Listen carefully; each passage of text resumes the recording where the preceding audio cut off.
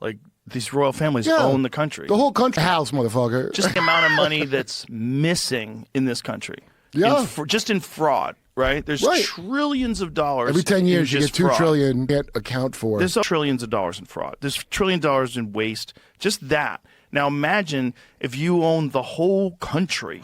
How much money do you have? There's no way you'd afford all over, and then everywhere, all over the world. You're buying real estate in Manhattan. You're buying like those crazy sky rises that are all 3/4 empty.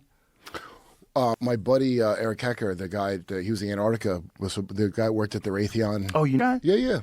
Okay, I saw that guy on Sean Ryan's show, and I was like, "Wait, what's going on?" That's where I first saw him. Yeah, it's a neutrino detector that's also a direct energy weapon that can make so earthquakes. Ice Cube, I was already aware of Cube neutrino detector because I just like looking up science shit, and neutrinos are wacky. So when I first heard of it, they built this detector in Antarctica. They didn't mention it's Raytheon, but that's who built it. Neutrinos are passing through all the time. Almost massless particles. Yeah. The thing is, they all come from space, but for some reason, anomalously, neutrinos seem to be coming out of the Earth at that part in Antarctica was the big mainstream science mystery of that the neutrino detector is going to find. But anyway, he started saying you could use neutrinos for all kinds of shit, like FTL communications if you had to. Or you what could is L? Faster than light communications. Through entanglement, you could deal with neutrinos. You could information through neutrinos? Apparently, now, look, I'm a dolphin expert, not a neutrino expert. So I want to make that clear. I get a couple claws in me, I talk dolphins. But he had no seeing an alien stories or something. No. Also, he has he could explain it scientifically to you. But I already think it's a weapon because I already know what HARP is. All the things they told you are not that is a fucking lie. I mean, it's just a lie. There's a treaty to not use weather weapons from 1975. Why? Because they had those. You don't make a treaty unless you have those weapons. There's no nuclear treaty before nukes, right? Right. Yeah, good. We used it in Nam. Iran accused W of using weather weapons on them. Really? Yeah, on my dinner jacket. Remember that guy? The guy who wore that... He accused them of using they weather had a drought. weapons? They had a drought. And so, anyway, with ELF He accused waves, them of starting the drought. Yeah, it's not control's maybe a misnomer. It's like how people talk about a controlled burn. And I asked my girl's brother's a fireman, outdoor fireman. He goes, we don't call it a controlled burn because we really only control it at the point where we set it. I go, what? Because we call it a prescribed burn. So they can prescribe weather. Let's put it that way. You could stimulate a thing and get certain effects, and it's all like ELF waves and shit. Well, did Dubai just have another fucking flood? And they bought from over geoengineering, and they banned people from taking video of it at the time. It was a big embarrassment. But they just another one. Now there's a recent one. Oh well, I don't know if that's. Cause I heard some people talking about it, or I saw some people talking all about extra ELF waves, you could do all kinds of stuff with those waves, right? man. But cloud seeding is 100% real. Of course, they cloud seed in the United Arab Emirates, I believe. I believe they do that every week. I think they make it rain there every week in more ways than one. You know what I'm saying? But rain there. They actually make it rain there once a week. Remember with the mullet, they blamed the Mystic Camp drowning here in Texas when the flood happened? Yes. It wasn't that kid. He got set out. He got hung out to dry like it was on him. But no, nothing he did. And Jesse Michaels is right. He was right. He told me, and he was dead right. The whatever caused that was something so much more sinister, and that kid was like, he's an easy guy to, So you think that was man-made weather that caused that storm? Do you know the guy's name? We had, at the time on Jimmy's show, the dude came on and explained exactly what it was and the loophole that lets them, because there's a treaty to not, so I assume they just violate it. But no, there's actually a loophole to test this shit out here. It's so fucked, dude. It's so fucked. And you already know what it is. What evidence does this guy have that they created that storm? Because I thought they had been tracking that storm. I thought this was like I'm not saying he said they created it, but... I thought it was a convergence of two storms that was very rare, and it caused this flash flood. I don't remember his details. I just know I feel at this point, especially after that Epstein shit, that they should have to prove. Sure, but also storms are real. Like Katrina, there's always been fucking actual real hurricanes. But the climate change shit is not real. That's been a lie the whole time. A study published in World Weather Attribution Group found the global warming caused by fossil fuel emissions most likely exacerbated the intense rains that lashed the UAE and Oman last year. But this isn't last year. No, so this is from the recent thing you just asked about from 2 weeks ago. Oh, okay. So 2 weeks ago there was a flood, right? Yeah, it wasn't as bad as the one before, but there was. Okay. Yo. So this was 2 weeks ago? Is that the 2 weeks ago one? Yes. It's still Great fucking team. bad. Bill Gates has walked away from climate change. You saw that, right? I did. Yeah. Hilarious. So they've been lying to you for how long about that bullshit? Okay, here it is. The day war worsened by a lack of storm drains, hobbled Dubai Airport, the world's busiest hub for international passengers. So they think that's causing it to rain more. There's my that it's not that. But here's the thing. They absolutely do cloud seed. Yeah. So why don't you search that? Put that into Perplexity. Geoengineering is the we want to find. Put it into Perplexity.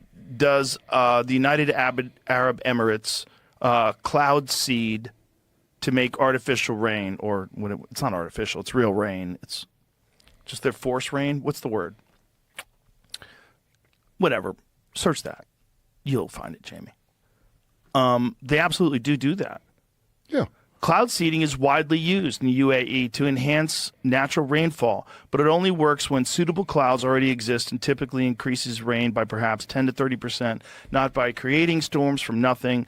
The UAE runs one of the world's most active research-driven rain enhancement programs using aircraft, ground generators, and experimental methods like drones and electric charging to boost water security. So they're just doing it a bunch of different ways over there. So the blaming it on climate change when they are 100% making it rain there all the time is bananas. It's bananas. Like, you don't even know what the fucking weather would be like if they didn't do it, if they're doing it all the time.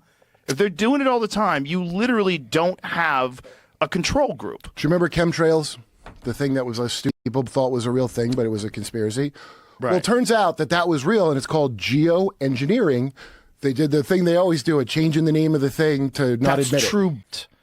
A lot of the trails that you see in the sky that look like artificial clouds are just created because of condensation in the atmosphere, the moisture in the atmosphere hitting the hot jet engine in an incredibly cold climate. Yeah. It literally creates clouds. But it should be all of them. There shouldn't even be 20 at the time spraying shit. We already know Well, they I don't spray shit on think it's people. that many. I think they definitely do spray shit. So speaking of Citizen Kane and Orson Welles and conspiracies, last night I rewatched the episode of Geraldo Rivera's Good Night America when they introduced the Zapruder, because Dick Gregory just died. They introduced this Zapruder film to the American public 13 years or 12 years after Kennedy's assassination.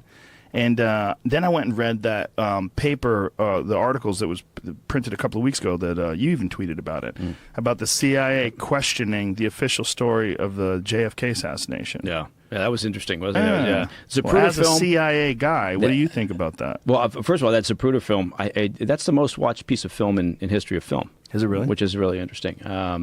But it was interesting that as typical with a lot of these things, the headline doesn't necessarily actually match once you get into the body of the story. But the idea being that the agency had some concerns over the idea that perhaps Cuba was behind the assassination, or the Russians to some degree, or working more likely in a combination of the two.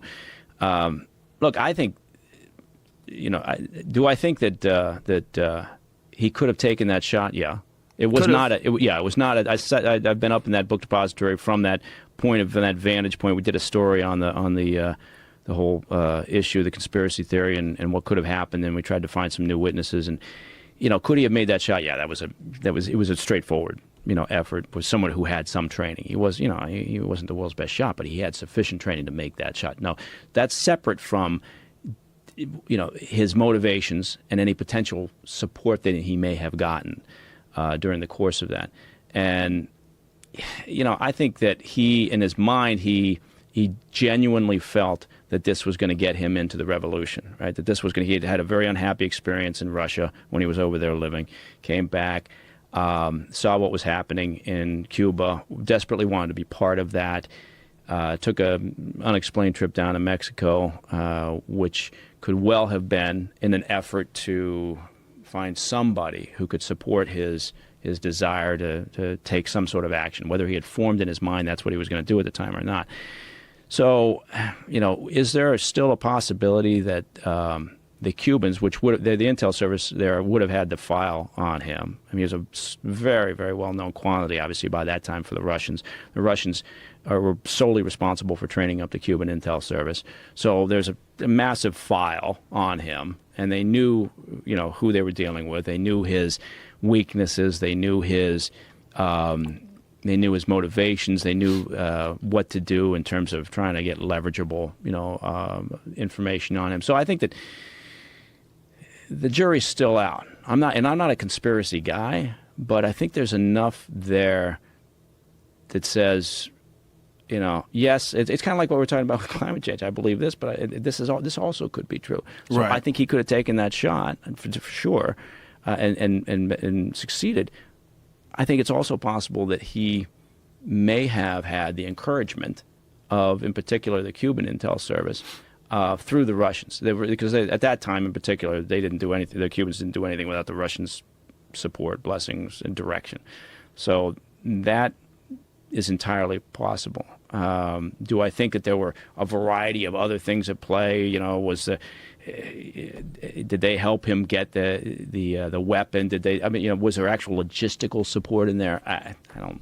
Who knows? I don't think so, but maybe. Yeah, it's a fascinating thing, and again, nobody wants to think that something that impactful could have been just one guy who had a dream about being a hero of the revolution. Right? They just it's such an awful thing to think about. You want something bigger. You want something more behind it. And it's. I will say the one thing that I think there was something else to was the MLK issue of Martin Luther King assassination. Well, let's get to that for sure. But here's the thing about the Lee Harvey Oswald assassination. A lot of people think that there was people in the grassy knoll and that they shot at the president and there was more than one shooter. Mm-hmm. That's possible too. And here's the other problem with people saying that Oswald could have never made that shot. Of course he could have. 100% he could have. Is it likely? Listen, people throw three-point shots that have no fucking business on a basketball court and they hit nothing but net. Yeah. It happens all the time. Yeah. It doesn't mean it's not likely that a guy could get off 3 shots that quick, but it is possible. Right. There was more in there than they originally thought. Mm-hmm. There's some misinformation out there about how condensed that time frame was, and now after they've researched this into it fairly well. That time frame extended a little bit, but more importantly, he worked up there, so he had the opportunity to recce that site, right? So it was like he was sitting in a blind, waiting and figuring out, what am I going to be doing here? And that's a tremendous advantage. And clear daylight, targets moving right in line with you. There's no wind. Not only that, it's not a far shot. No, it's not like everybody thinks it's like a half mile away or something like that. I mean, how far was it? Was it 150 yards or something like that? Yeah, I'd have to go back, and it's been Let's a while find now. out. But I've stood on that spot where the limo was and I have looked as up well. at the site up there and Not that looked far. down, and it's not that far. And It's a total makeable shot on a deer. Yeah. Like if you were going to shoot a deer with a rifle, you'd be like, oh yeah, that's definitely an effective. Yeah. No, there was no. How far is it? There we go. 265 feet, 81 meters. That ain't shit. Yeah. That's a bow shot. Yeah. You could shoot an animal with a bow from 80 meters if you're really good and there's no wind. Yeah. So that's a really close shot. So the idea that he couldn't make that shot, he's a bad shot, that is so fucking stupid. He absolutely could make that shot. And then anybody could make that shot from 81 meters. That's nothing. We looked at the Knoll issue. We looked at what the train yard engineer reported seeing with a sort of a puff of smoke that he thought he saw over by the fence line. And we looked and we thought, yeah, you could, from that position, they opened that place up and we were able to go back up there and you could see it. We ran a couple of tests and fired off a few shots, and that's always fun. If you want to have a good time, take a rifle to Dealey Plaza and fire off a few shots without the tourists knowing what the hell is happening. And the Dallas police, by the way, were tremendous during the course of that. But when did you guys do? We did this a while back for a show called America Declassified, which isn't running anymore, but it was on Travel Channel. Jesse Ventura did that. He went up there with a Manlinker Carcano, same rifle. And he was like, This is an impossible shot. No one could make this shot. It can't be done. Can't be done. I love Jesse. I think he's awesome. But I'm like, But you he can wants definitely- everything to be yeah. a conspiracy. Right, right, You know, right. he's significantly on that side to the point where he's leaning always towards a conspiracy. Yeah, what you want to do is you want to do every investigation. A company that I've got, we do a lot of investigations. And you've got to build, just like with a homicide case or anything else, you've got to build it on stable ground, right? Right. So you have to start from the very basics, because if you start building ideas and investigative inquiries on something that's not sturdy underneath it, not based on evidence and fact, then you got a problem. The whole thing becomes suspect and usually comes toppling down. So, you got to keep an open mind about all these things, and I think it's important. Right now, people are going, "Oh, well, I'm sure that the CIA was involved, so I'm a terrible source of information." I've heard that before. So you can't talk credibly about this because the CIA was involved. And I think, But here's the thing: the CIA was involved. It's not you. You Right. weren't there in 1962. Last time I was not there in 1962, and also I will tell you this much: Or was it 63? it was 63. 63. If the agency had been involved, this is the honest to God's truth. There's no way that secret is still kept. People can't keep their yap shut. They can't, and secrets have a way of coming out, and certainly a lot quicker now than they used to. So. Now, The but, idea, but yeah. then, we're talking about so long ago. How much? We're talking about more than 50 years ago. Like, It's what, like what it's would like get out? It's like the Cooper issue. My biggest reason for believing T.B. Cooper died and his chute is hanging up a tree, and that's a vast wilderness up there. Yeah. Is that people just they can't help themselves. At some point, people talk, or somebody talks, somebody associated with, or somebody nearby, or somebody involved, or somebody on their deathbed, or somebody says something they shouldn't have. It's the idea that they've maintained this sort of secret over a period of time, I find hard to believe. I'm not discounting it entirely. Again, you've got to leave a little space open for something that could be just amazing. Mm-hmm. But anyway, so that was that. But I agree. That shot was not a tough shot. 81 ain't shit. That's nothing. And particularly in those conditions, I will say those conditions were ideal, unfortunately, for that event. But people are like, there's a video of me shooting a fucking hard drive at 100 yards. A hard drive. You must have hated that hard on the drive. edge. Well, we were just getting rid of some hard drives. We thought it'd be fun to take it to the rifle range. So I take it to the rifle, and obviously we're dealing with modern rifles. They're probably more accurate. But I'm shooting something that's basically 2 inches high, laying it down on the ground at 100 yards and blowing it to smithereens. Yeah. That's how accurate a rifle is at 100 yards. You telling me he couldn't get a headshot at 81 meters? That's crazy. Again, of course he could. no wind. Of course he could. Good light. Did he, though? Did he? That's right. Yeah. That's the and question. also the other question is, we have a good indication as to what he was thinking and what his motivations were, and that's important. Well, he definitely was like in this. with the Russians. Right. He definitely was involved in a lot of weird shit with communism. Mm-hmm. Who knows what his entire full background was, because there was a lot of covert shit going on. Right. And did he express a desire to do something like this to the Russians at some point? And they, thought, okay, well, here's an interesting opportunity. Right. Well, yeah, they would have sparked on that, and they would have thought about it. Would they have actually, no play on words intended, but would they have pulled the trigger on an operation trying to push him into doing an act like this? Maybe. No, it's indirectly through the Cubans, exactly. Especially thought, like, this crazy fuck might go ahead and do this for us. Yeah. So, and this is after the Bay of Pigs. People have to realize there was a lot of people pissed off at Kennedy. We lost a lot of people. Khrushchev hated everybody. Khrushchev hated Kennedy. Yeah. And well, that infamous video where he's banging it down on the table, "We will bury you." Yeah. Yeah. No, it was. The environment was right for them, and again, the Russians. It shouldn't be any surprise to anybody when you talk about what they did during this election. I mean, they've been doing this forever. You go back to 1940s and the Russians were, spending a lot of time, effort, and money here in the States trying to keep us out of the war back before Hitler invaded Russia and when they were allied with the Nazis still. So they spent a lot of time. They set up, independent associations. Supposedly, they paid off a lot of unions and union members. They, journalists. I mean, they were doing everything they could to create this or to strengthen the idea of isolationism, just to keep us out. They've been doing this for as long as they've been around. Right. So anybody who says, "Well, I can't," it's shocking the Russians would be engaged in this. It's ridiculous. They've always been. We, by the way, have been engaged doing that with them. What? Fine. I've heard that online. What bothers me the most about the Kennedy assassination is the universal support for the magic bullet theory. I think that fucking bullet is ridiculous. I've shot things. I've shot a lot of things. I know what happens to bullets. Everybody that I know that's a marksman, everybody know that's a hunter, they see a bullet that is hit bone. It fucking never looks like that. When a bullet goes through two people and comes out looking like you shot it into a pool of water, that's what it looks like. I don't buy that at all. And the convenience of finding it on Connolly's gurney when they roll him into the hospital. Oh, look, guys, we found the bullet. Got it. And it's...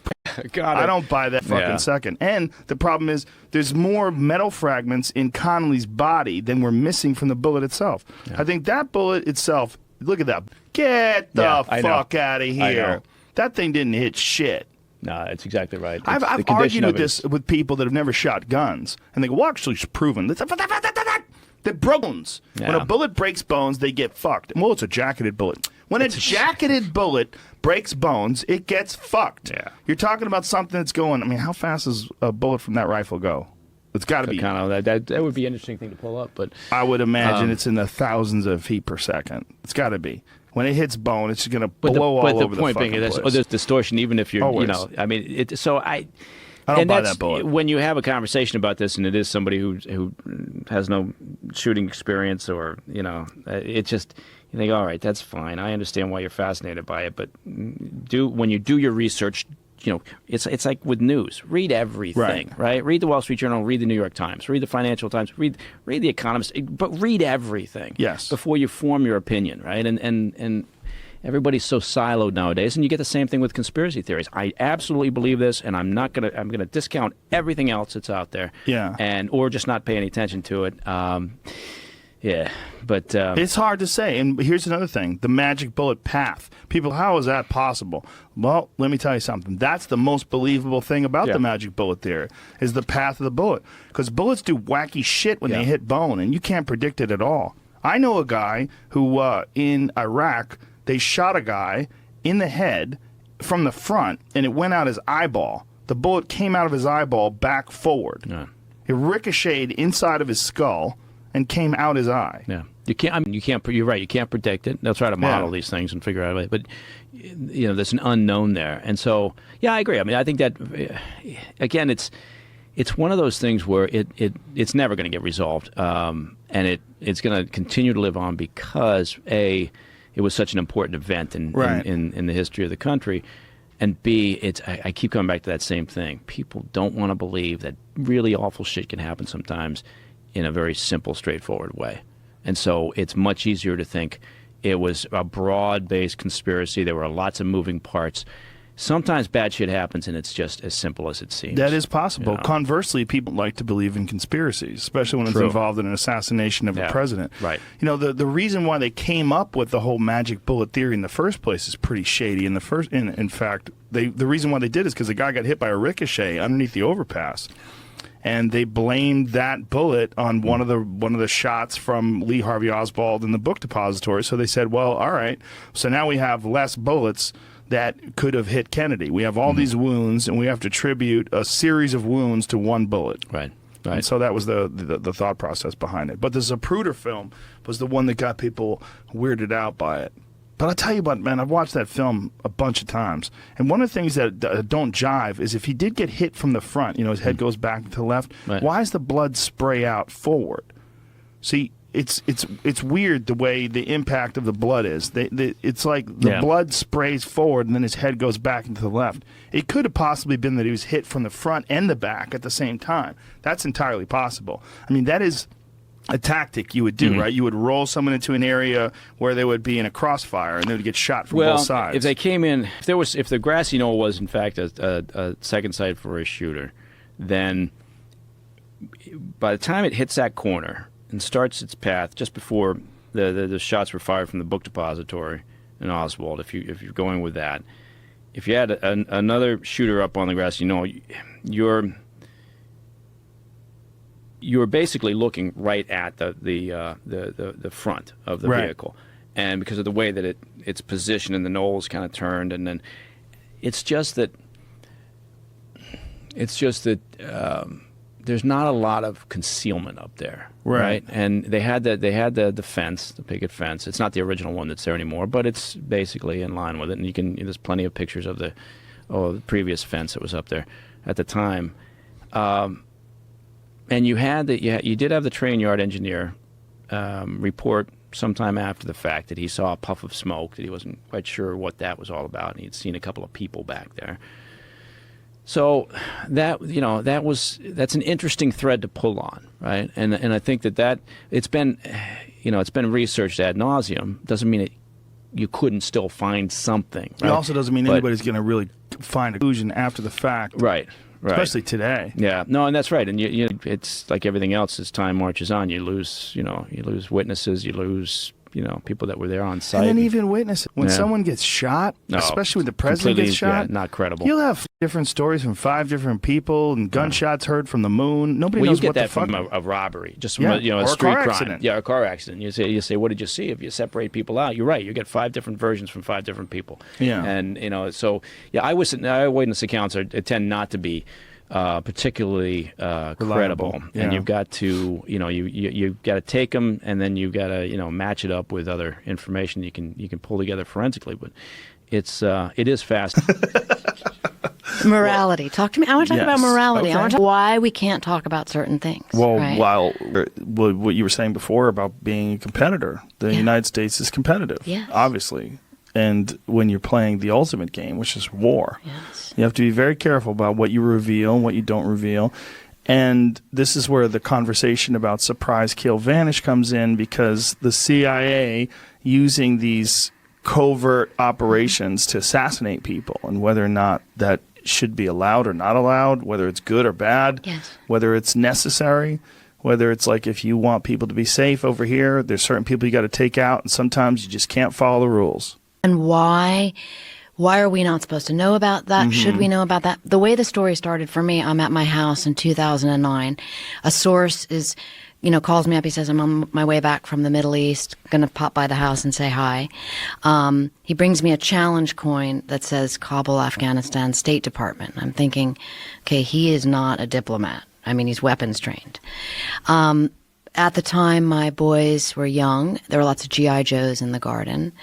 And they had little weapons, right? And the source is showing them about the weapons, and they're like so into it because they know he's military trained. And then he says, if it's okay with your mom and dad, I'll show you some weapons. The boys are like, please. So he sets up this sniper rifle in the living room. And I live up in the hills, and you can look across the canyon through this scope he set up, and I can see the veins on a leaf across the canyon.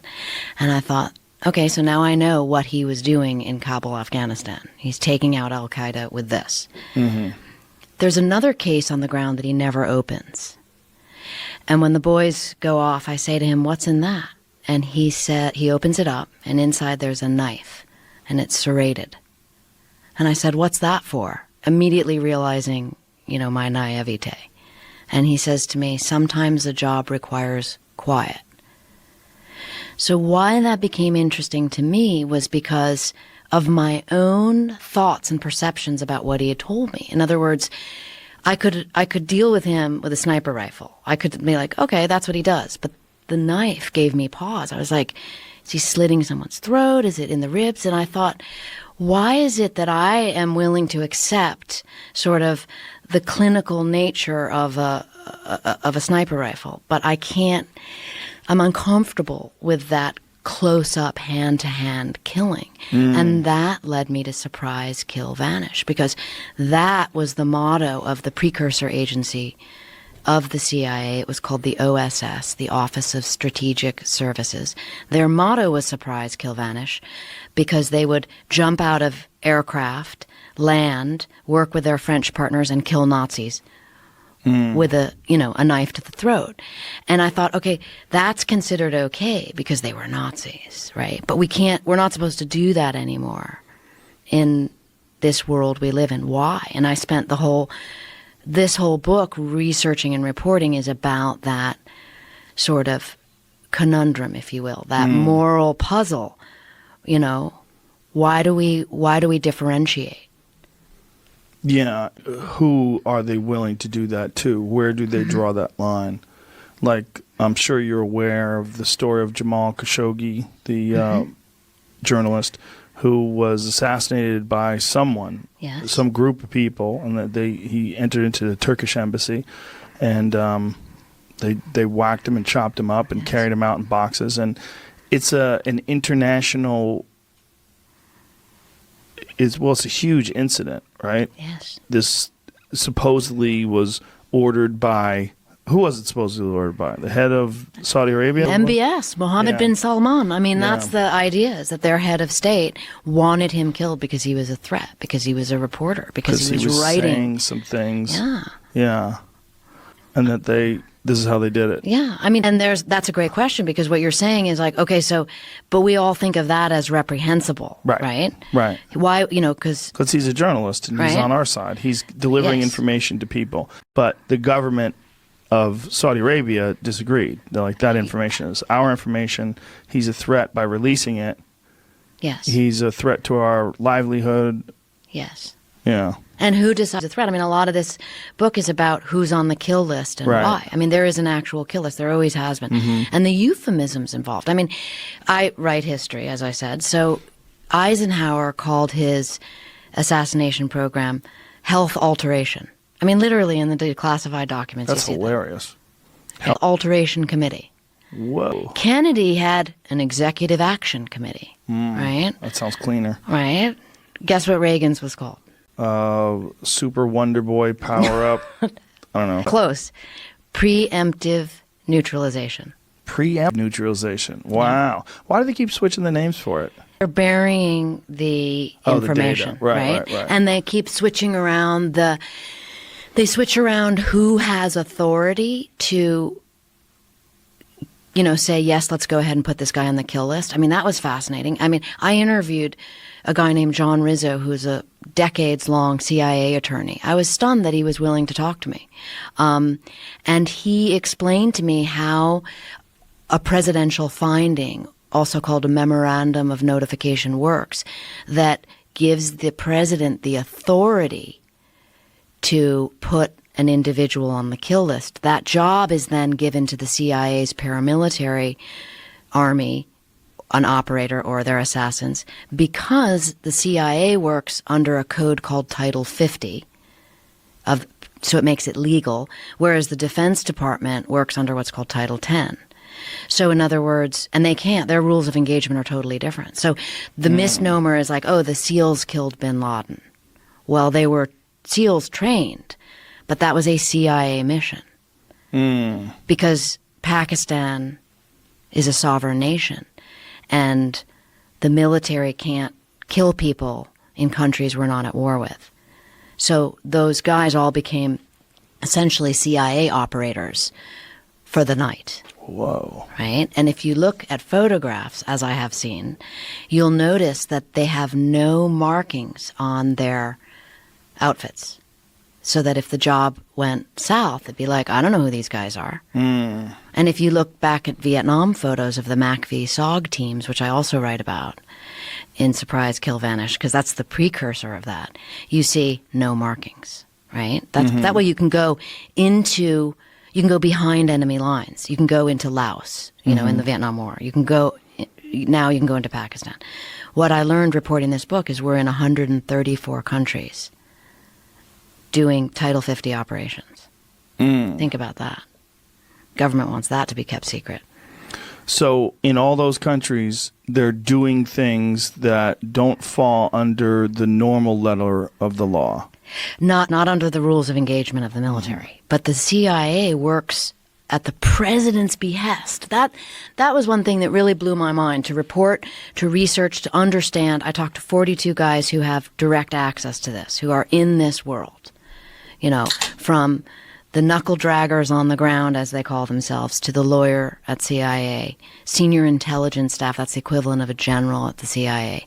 Those guys explaining to me, Annie, this is how it works, And again, to your question, well, why does someone get to know that? And why does the government why do they allow that information out is super interesting. And I believe that has to do with a certain climate we're in right now about military might, right? In other words, what the CIA does is called tertia optio. It's the third option. You've got the first option is diplomacy. Second option is war. So if diplomacy is not working and war is unwise, you go to the third option, which is the CIA's paramilitary. And there are 100 in how many countries? 134. Well, if you wonder why the military budget's so big, that's what it is, folks. You got to feed those folks. Work. I mean, Lot of- you as a competitor would be fascinated by the kind of training they do and what they do. I mean, so many of these infiltration techniques are mind-boggling. You know, they've got halo jumping, which you know about, right? Where they high altitude, low opening, so they jump out, they free fall down, terminal velocity, pull the ripcord really low so they're not detected by radar, and then they meet up with a team on the ground and go do what they do. Then they also have hey-ho, which is high altitude, high opening. And that way you can fly over airspace where we're allowed and float into, let's say, a country like Iran and land, gather your team, and do what you have to do. But like so much of what I report, I get information like that, and then I ask a million questions like you've asking me, and it's like, can't talk about that, that's classified. You're a journalist, so you're trying not to judge. But is it your belief that this is a good thing for America? Meaning the having president these having a yes. third option? Well, I mean, I write in the book that's in the prologue after I tell that story about the source with the knife. I say, I wanted to know.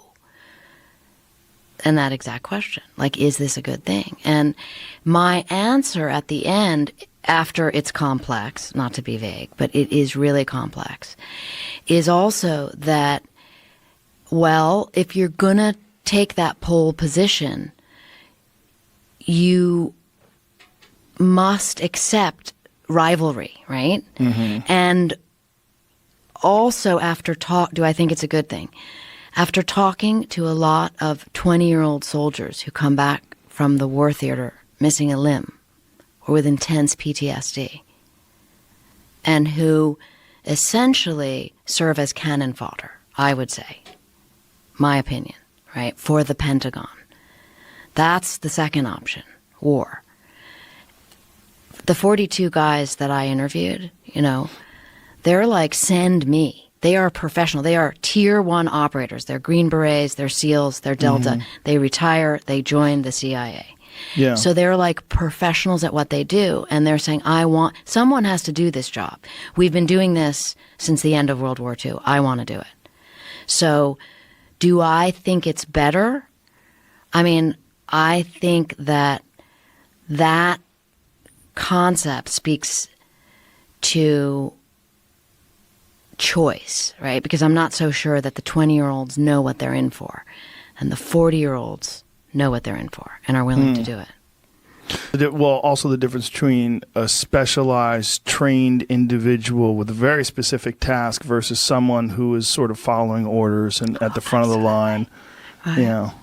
I mean, and also has a lot of times I talk to these young kids who go to war, and they tell me one of the fascinating detail is that they talk about movies that they see, and whether it's Saving Private Ryan or Black Hawk Down even, right, where the outcome is not necessarily great, but they talk about the romanticization of war and of camaraderie and of brotherhood that comes from that. And then they have their experience, and some of that does give them that sense, but not always. Whereas the operators are much more about,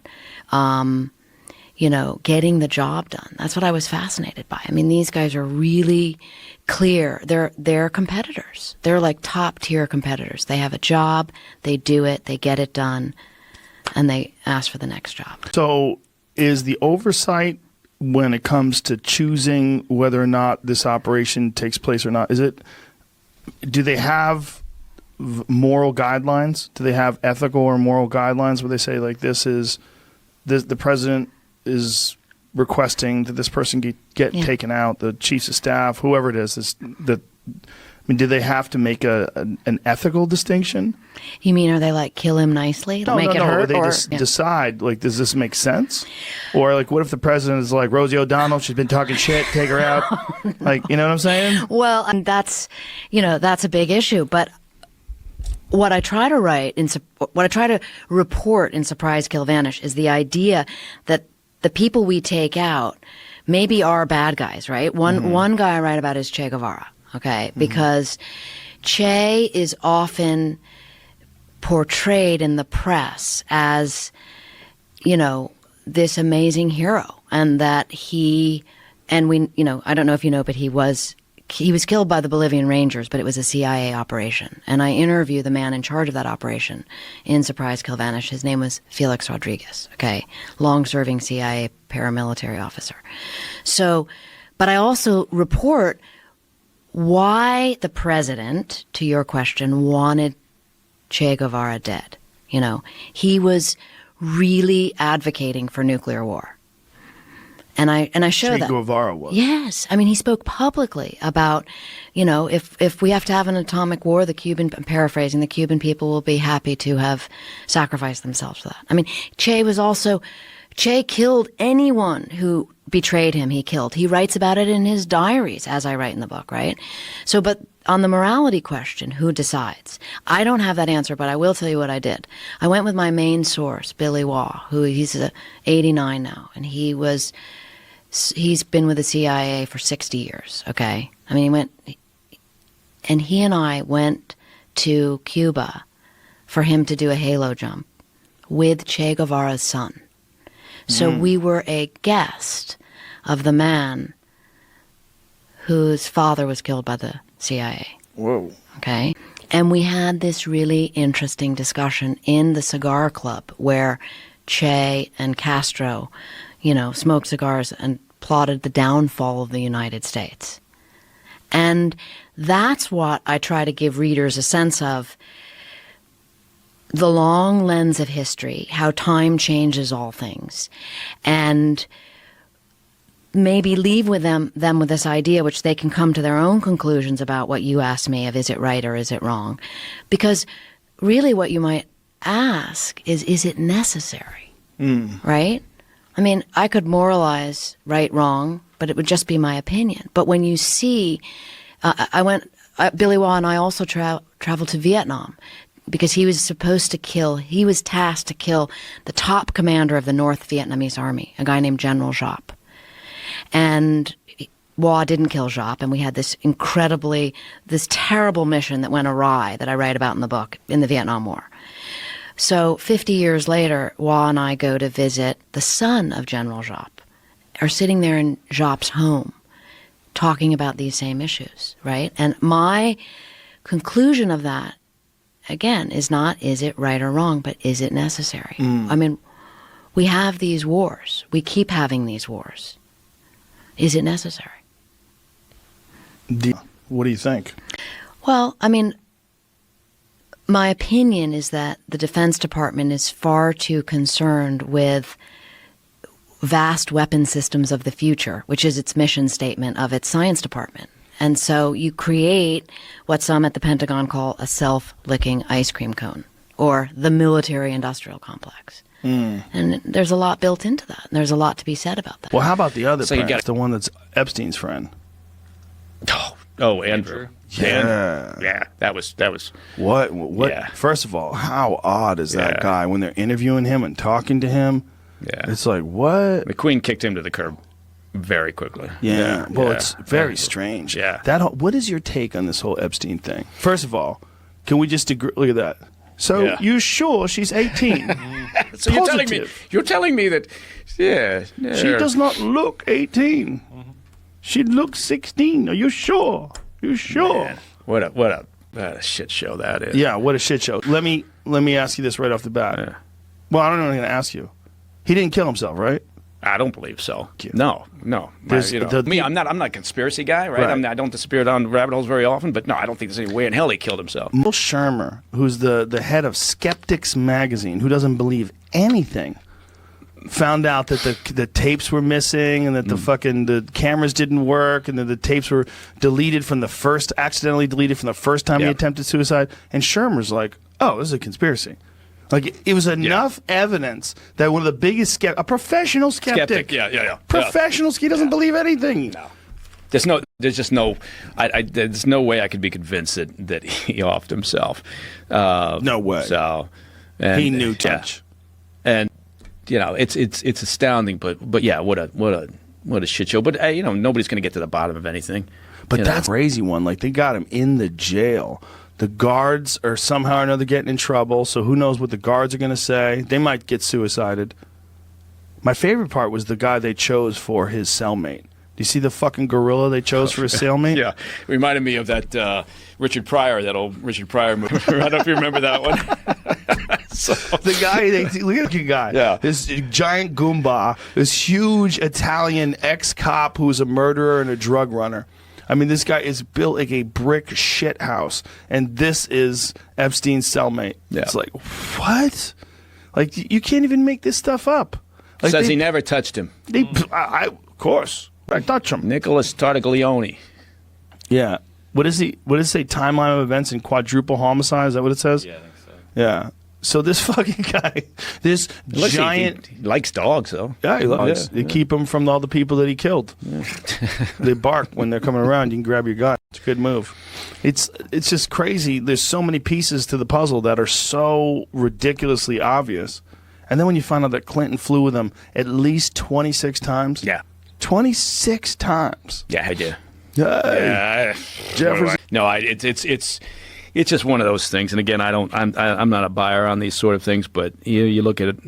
You look at the facts around and you think there's no way in hell. Yeah. You would have thought that Epstein would have said to himself, I'm gonna get killed here if I'm not careful. Well, he probably didn't think it was ever going to get to the point where they were actually jailing him.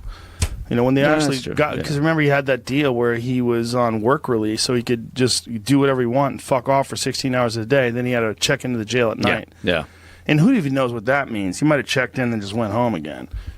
And it seems like they had set something up for him to make it very easy for him to be incarcerated for what should be a pretty heinous crime. I mean, he was you would think underage girls, right. and sex trafficking. Yeah, I mean, not just him doing it. Yeah, yes. I mean, it's just the extent to which, and so but then you look at I forget what her name is.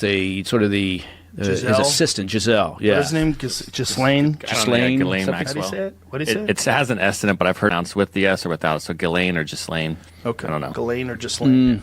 Whatever. Let's call her G Rocker. Yeah. So G Rocker's out there hiding in the bushes in Colombia or something, right? Where is she? Yeah, that's what I was going to say. I mean, she must be you would assume they've deposed her at this point, or She must have something. She must have some fucking kill switch where if the shit goes down, all the Clinton tapes come piling out onto the fucking floor of somebody Glenn must Greenwald's have house. You would think.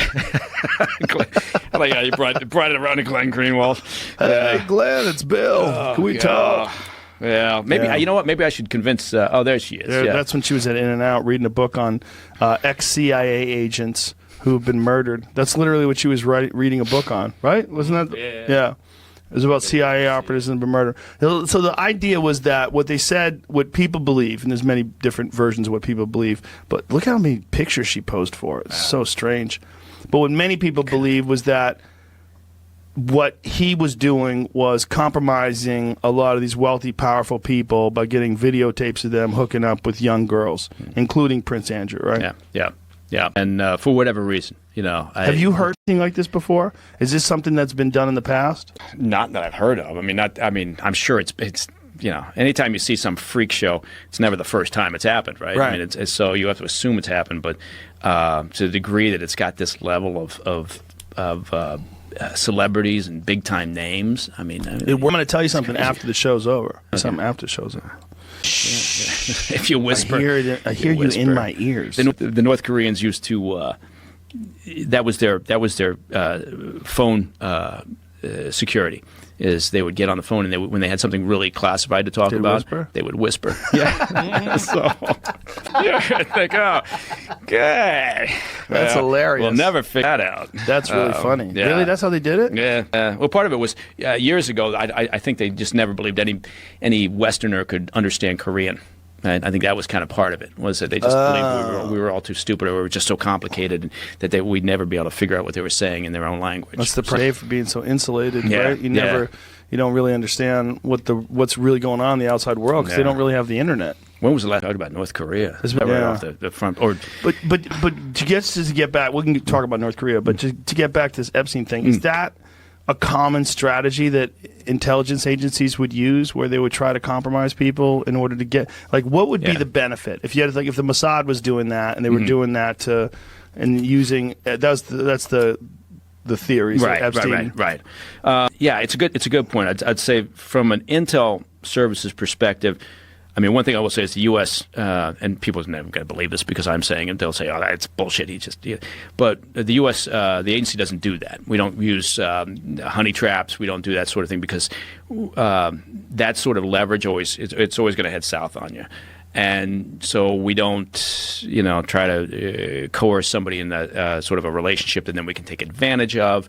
And yet other services do. The Russians being one of them, they do that all the time. Israelis, they've had some very successful efforts to do that. And if you get somebody in that position, it doesn't matter how they're compromising themselves, whether you're putting themselves in with like an Epstein situation where suddenly you've got them, you got video of them with an underage person, or whether they've provided a document that they shouldn't provide. It's all this. The concept is always the same, right? It doesn't matter what that action is.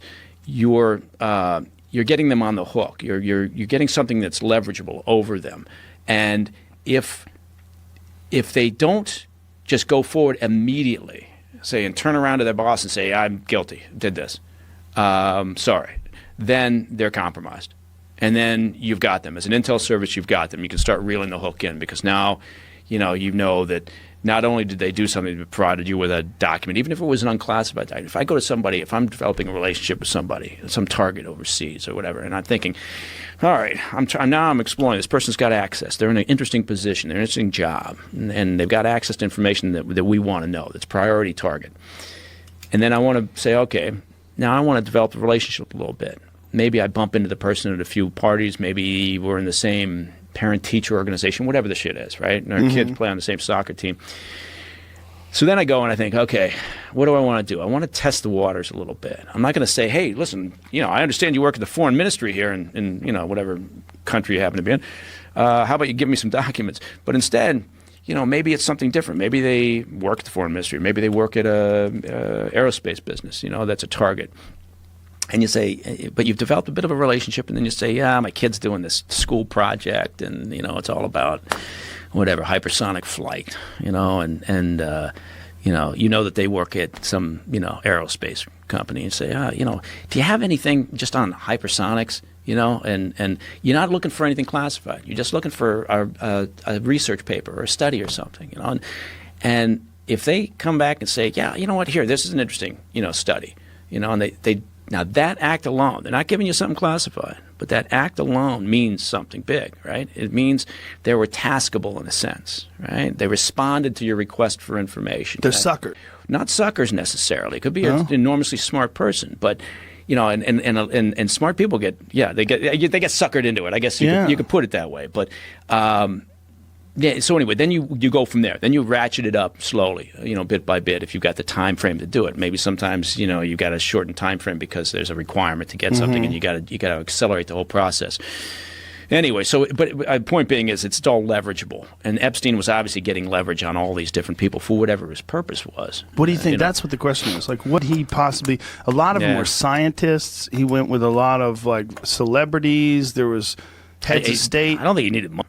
Right. What was he? I don't know. I mean, maybe you just, who knows? Maybe he got off on sort of being the kingpin in this whole thing, it's a good question. It had to be funded, right? So I mean, there had to be something valuable that they were getting from it. I'm guessing. Out to me.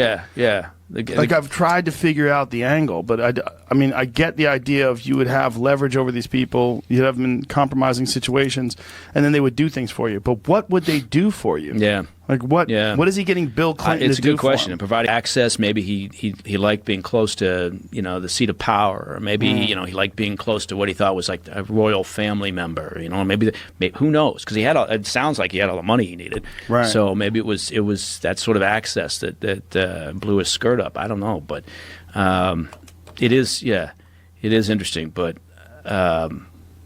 I don't think. I mean, look, it's just like been kicked to the curb. Obviously, they're doing the trial, I guess, to some degree, but I don't know where they stand. Nothing's going to happen. Yeah, nothing's going to happen. We've already swept the rug, and there's already news stories out that have got our attention. We forget about things so quickly today. The news cycle is so fast. When something happens, even something as ridiculous as the Epstein case, where it's so obvious that he was murdered, and then Michael Baden goes on 60 Minutes and says this is consistent with someone who was strangled. I've never, in all my years of seeing people hanged, I've never seen him with these kind of fractures. Fractures are indicative of strangulation. And that is what he's minded to do, too, right? Michael that guy, Baden? tremendous amount of experience, and he doesn't blow smoke up anybody's ass, right? No. He's very measured, and now obviously he was there on behalf of Epstein's brother, I guess. But anyway, it's one of those things where you think, what the heck? Maybe I'm going to put that down as something we should explore. I want to go visit a cop in jail. See what he's probably got a fur-lined cell now, and 72-inch TV. Hey, kicking dogs back. with him. Yeah, all the dogs are there. What's happening here? He's got wire marks in his hands. Fucking tighten up on that. I mean, if you're going to get someone to strangle your cellmate, that's the guy, too. I mean, he'd fucking do it in 3 seconds. He's so big. Yeah, you don't want someone who's got to take their time because they can't exert You want enough some pressure. spacey dude strangling. It's going to take forever. Gorilla dude. Yeah. Well, I tell you what, if this new series I'm doing gets picked up for a second season, well, I'm going to recommend to the producers they put the Epstein case on there. Even not quite in line with what we do, but still. So you brought up MK Ultra. Yes. MK Ultra was a government program run by the Central Intelligence Agency. Originally started as something called Bluebird in 1948-49, morphed into Artichoke, and then in 1952 became MK Ultra. It was a mind control program, a brainwashing program. The CIA was trying to learn how to control people's behavior without their knowledge. Now, this all came out in Senate and congressional hearings in the 70s. It was exposed, but nobody knew about it until 1974 when Seymour Hersh, the New York Times reporter, reported it on the front page of the paper. So their main objective was to create what they called hypno-programmed assassins, people who would kill on command, popularly known as Manchurian Candidates, after a book that was written in 1962 and later became a movie and then a movie again. The people would be, through drugs and hypnotism, the objective was to get people to go and commit an act of murder against their moral code and have no memory of their programming and be amnesic even of the act after the fact often. That was just that was their main goal, but they were also trying to create couriers, people, military people that they could implant messages, send them, across dangerous areas where there were, at that time it was the Vietnam War, and deliver messages and then have them wiped from their memory in case they were captured. They had all kinds of objectives. So Roger Smith was supervising Manson when he became he was able to do exactly what the MK Ultra program had been trying to create and do for, at that point, about 15, 17 years. When it was all exposed in the 70s, and there were these hearings, first the Rockefeller Commission hearings and the church hearings, and then finally Senators Ted Kennedy and Daniel Inouye held hearings. The CIA admitted that they had done this, but no one would say exactly what they did. All the records had been destroyed when the two people who ran it, Richard Helms, who had become the director of the CIA in the 60s, and Dr. Sidney Gottlieb, who was kind of the mad scientist who had supervised they had safe houses in San Francisco, New York, Los Angeles, where they would experiment on people that were lured into these apartments and houses that were either look like brothels or hippie communes or whatever. And the people who were working at the Haight-Ashbury Free Medical Clinic that was run by another Smith, which makes it a little confusing, but Dr. David Smith, who founded it, he had given an office to a scientist named Jolly West, Louis J. West, who was, when the hearings occurred in the 70s, identified as a top MK Ultra researcher. He was an academic, come out of the military, had been at the University of Oklahoma, sorry, and then UCLA running the psychiatric divisions, he denied ever being involved in MK Ultra. And this was one of the moments, I think it was 2001, when, things really kind of shook the course of my reporting, was I learned that West had been at the same place that Manson was in the Haight in the summer that Manson became exactly what the CIA was trying to create. And I knew, actually, I'd interviewed West about 7 years before for a story I did about celebrity stalkers and people who were obsessed with stars and then only to kill them or try to kill them. And he was an expert in violence, hypnotism, brainwashing, and he was the chair of the psychiatry department at UCLA at that point. He was dead when his name came up in the Manson story, and there wasn't a lot of, I guess there was a lot of Google then, or a little bit, but when I did a little research, I found out that there had been these allegations that he'd been involved in MK Ultra. He always denied it. He was never prosecuted, never even investigated. He went to his grave threatening to sue anybody that said he would have anything to do with this kind of a program.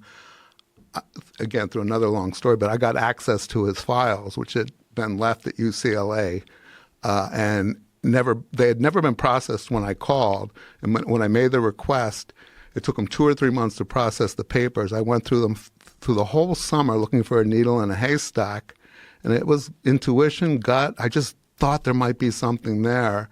And sure enough, I eventually found it. It was correspondence between Jolly West and Sidney Gottlieb, the doctor that ran MK Ultra, beginning in 1953, about conducting experiments on people without their knowledge to get them to have amnesia of the acts after they were programmed, and everything that he had been accused of and denied, he did. Not only did he do it, he created the blueprint for the whole program with Gottlieb.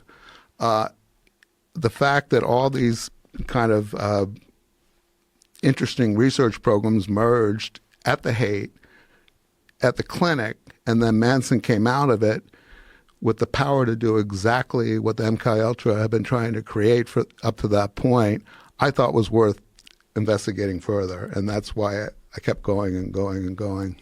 A lot of crazy shit back then. Are you aware of Operation Midnight Climax? Those were the safe houses in San Francisco. Well, that was the version of it. Yeah, where they lured these Johns into these brothels and then dosed them up with LSD and studied them. Yeah, George White was the head CIA guy, and he would sit behind a two-way or one-way mirror and watch the Johns would be dosed with LSD. They tried aerosols or just drinks, different things, and then they would study their behaviors. Aerosols? Yeah, aerosol sprays. Really? Yeah. But that would get prostitutes too then, no? Prostitutes would get them in there, and then they go to the bathroom or something, or to be in the bathroom. Yeah.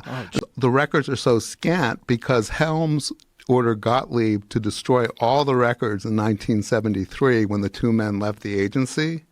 And the only reason anybody ever discovered that it existed was a whistleblower, somebody who used to work for the State Department who remembered that there were records in a warehouse, and they were just financial records from the beginning of the program in 52 until the end, and the possible end in 73. And it was just financial records of where research took place, how much was spent, what kind of equipment was bought, but nothing about the content. The guy that found that ended up testifying to Congress and working with Seymour Hersh to expose it was named John Marks. He wrote the first book about MK Ultra that came out in the mid to late 70s called The Search for the Manchurian Candidate. And after he wrote his book, he never, he spoke, did a little bit of a tour, and then retreated into obscurity and never would do an interview again until I approached him in the early 2000s. And when I told him what I had found in West's files, these documents, he agreed to meet with me at his townhouse in Washington, D.C. And he told me, he said, the reason I stopped talking or writing about this was people were camping out on my front lawn, telling me that they'd been victims of MK Ultra. He goes, I couldn't go anywhere. My whole life became crazy because everybody thought that they were subject to this because nobody knew. They did these drug tests on prisoners, hospital patients, Johns, hippies, people that had no idea that this was going on for 25 years. So Marx became the authority. So he had never given an interview till he met with me. And when he looked at my documents, at that point, I think I had about 10 or 12 or 15 pages that grew eventually because I kept going back to the files and getting more. He said it was the most unredacted, uncensored account of what the real objectives were and what was really being done. He said, if I had had that, my whole book would have been different.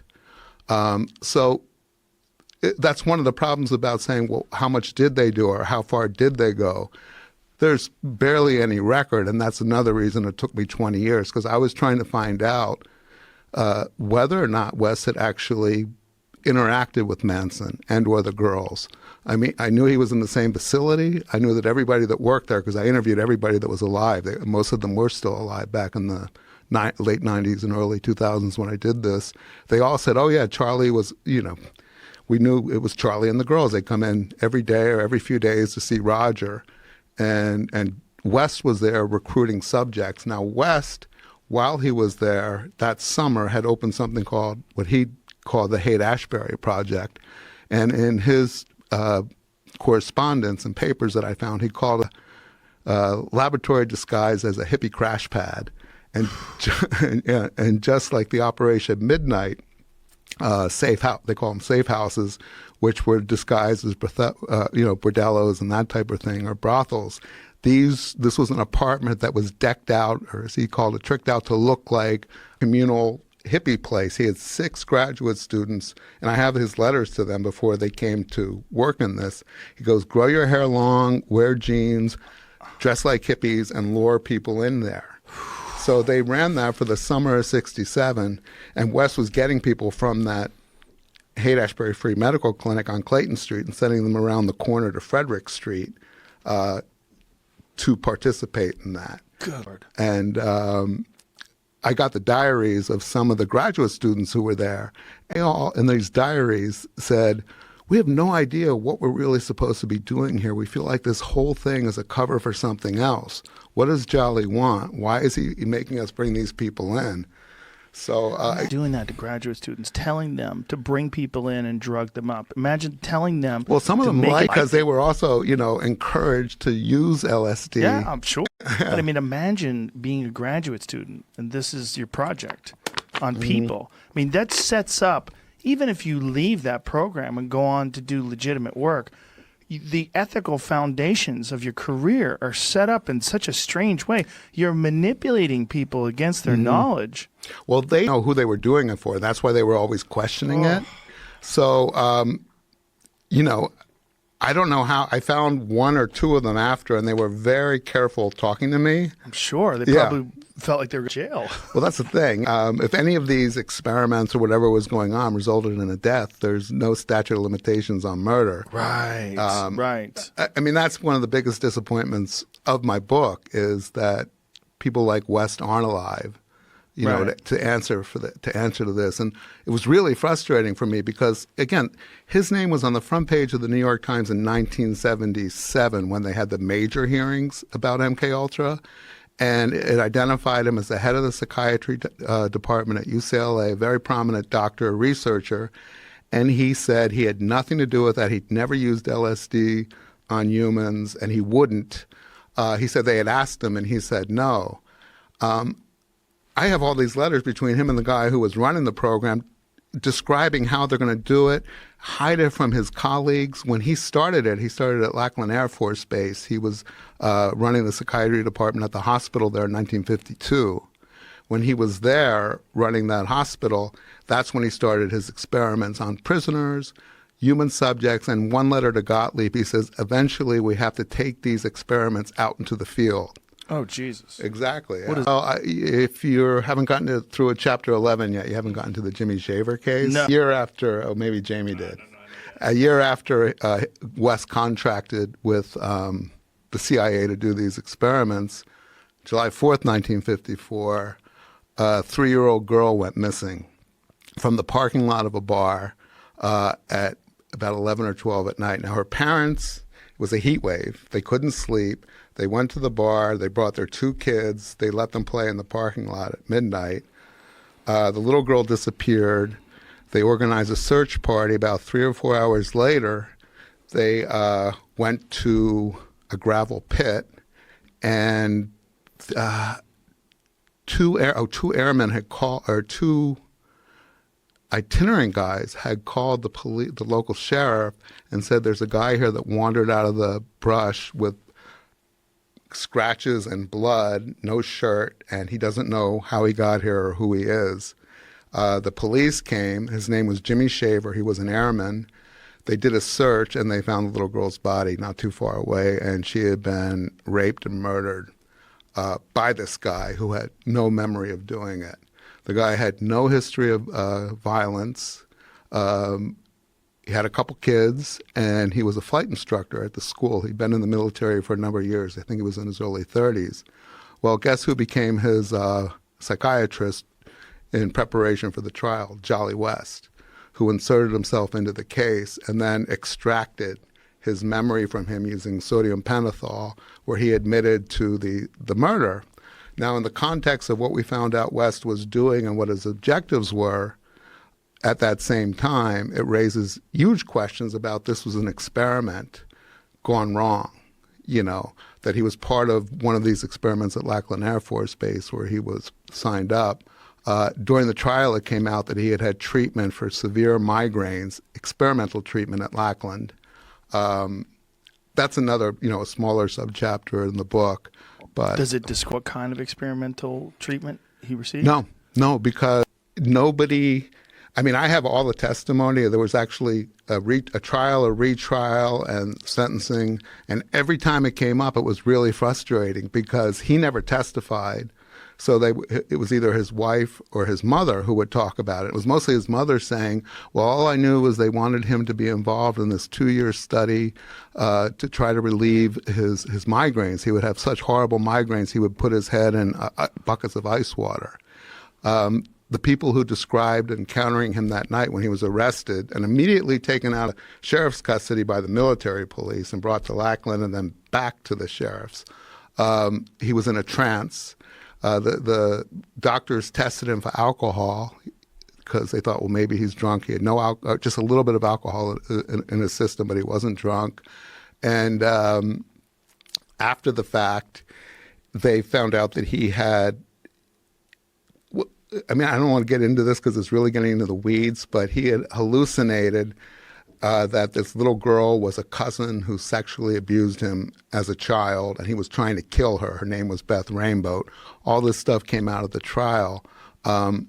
Jolly West in 1955 sent a report to Sidney Gottlieb, which nobody had seen, and it was another document I found in his files, announcing that he had learned how to, or developed the technology to remove true memories and replace them with false memories in a human subject without their knowledge, which was one of the main goals, the biggest goals of the MKUltra program. And again, when the CIA, when they had the hearings in the 70s, the CIA said nothing was successful. Everything we tried was a failure. It was a waste of money. We shouldn't have done it. And not just me, but most experts think that that was a cover, that they didn't want to admit that they had developed these technologies that were effective. They also claim that they had released everything they had. I found the same report where West said that he had learned how to replace true memories with false ones without a person's awareness, but they had removed that from the report and then released it to Congress. So that's a crime right there, So there's a lot of that stuff in the book. Speculation is that this guy, through these experimental treatments, that they had dosed him up with LSD and experimented using these MK Ultra techniques and did that to him and induced some sort of... Well, this speculation, yes. And I'll go there for this.